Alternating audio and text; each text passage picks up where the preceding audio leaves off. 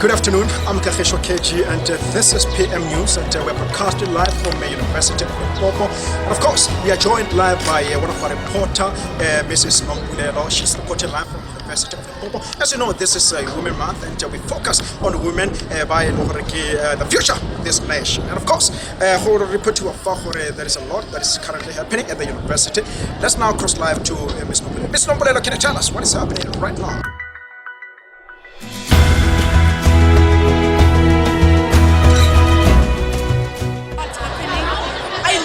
That the university is embracing women's month. And on this matter, I have Mr. Makadzi. Mr. Makadzi, can you please come here and tell us how is your take on what the university is doing, the embracement of women and young women here at university? It feels amazing, and I'm actually proud of this university for embracing women like this, for celebrating women in a proper manner. So I feel like it's something that we should be proud of as a school. Thank you. It's really nice to see. It's really nice to see and have the feeling that University of Limpopo is not only recognizing them, but is also embracing them. Back to the studio. Thank you, Kagiso.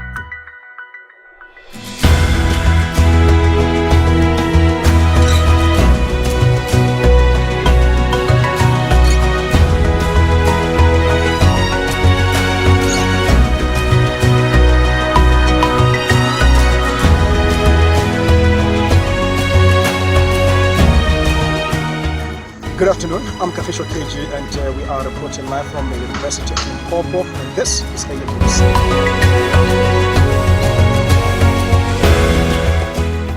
Let us look at the news that are making headlines of this hour. We look at the political killings, which is about the murder trial of the former ANC leader, Kagiso Kay-gee. Moving right along to a timeline where the EFF tried to prevent the minister, Private Gordon, from delivering his budget's votes, calling him a constitutional delivery. And into this, we also look at the reaction from other political parties, particularly the ANC, were also calling for strong sanctions against the EFF. Later on in the program, we'll also be joined by one of our political analysts just to help us unpack the Commission of Inquiry, which is, of course, we'll be focusing on Mr. Bumede's case.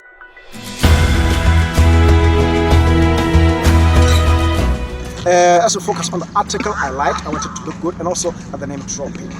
The time now is 1300 hours. It's time for the news. Kagiso Kay-gee murder trial is set down for October. The man accused of murdering the former ANC youth leader Kagiso Kay-gee is set to appear before the magistrate court in Scotchback in KwaZulu-Natal National. Moving right along to the timeline where the EFF MPs tried to prevent the minister from delivering his budget's votes in Parliament, calling him a constitutional delinquent. Securities were called to escort the members out of Parliament as they kept on rising on a point of order.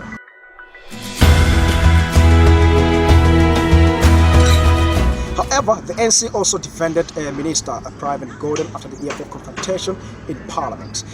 The former public protector, Thuli Madonsela, also called the EFF attempts to invade the Private Gordon's podium as one of the lowest points to our democracy. Madonsela used a Twitter account to voice disapproval over the EFF. AfriForum forced the NPA to act against Juju. The National Prosecuting Authority forced the Parliament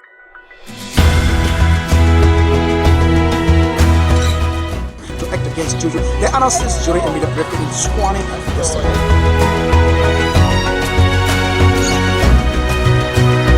Mr. Bruce Kulwane also admitted lying to the commission. He told the commission that he used the name of the former president to help the Guptas land their airplane in Waterkloof Air Force Base. And to hear more on this, I'm joined in studio by Mr. Mampeko. Of course, we are reporting live from University of Limpopo. Mr. Mampeko, welcome to the AM News, and it's good to have you. Thank you, sir. Good. I'd like us to talk about the Commission of Inquiry. Mr. Bruce Kulwane admitted lying to the commission. He told the commission that he used the name of the former president to help the Guptas land their airplane. Do you think that he was doing all this alone, or there were people involved around all this? Based on my opinion, I think that he is being used as a scapegoat. I feel like there are bigger parties within this issue that are forcing him to take the blame so that they avoid taking the blame themselves. Yeah. Okay. Let me quote from the former president, Jacob Zuma. He indicated that people who started the commission will regret because they'll never find anything. Do you think that there could be something that perhaps Mr. Zuma knows, but he just want to delay the whole process? To me, I feel like this matter is so interesting that I know that Zuma has something up his sleeve. I can feel that during this inquiry, he's gonna. He has state secrets. He has been the head of state, so I feel like he's going to reveal some bombshells in the state inquiry. My last question to you. Rumor has it that people have been questioning the degree of the former finance minister, Pravin Gordhan, on Twitter, that he didn't have, relevant qualifications. And also looking at what other people are saying on social media. What is your take on that?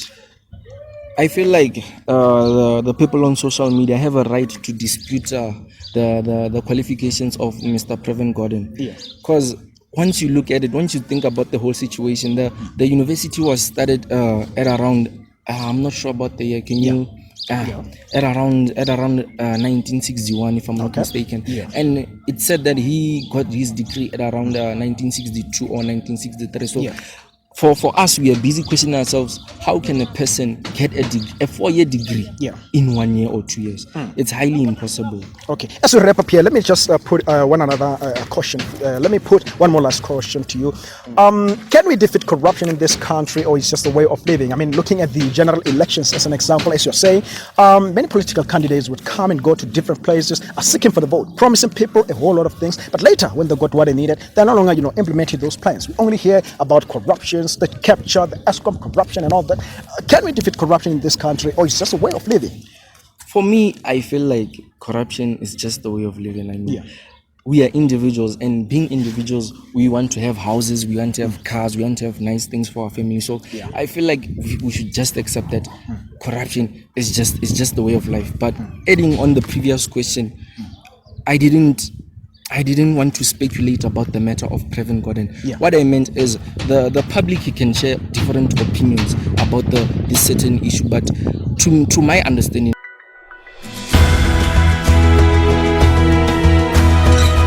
this is a very sensitive issue. But I feel, based on my opinion, that it's highly difficult for a person to obtain a 4-year degree within a space of 2 years or 1 year. So I feel like the public also have opinions about the matter, and we are also looking forward to hearing your input on the matter, how you think about the situation.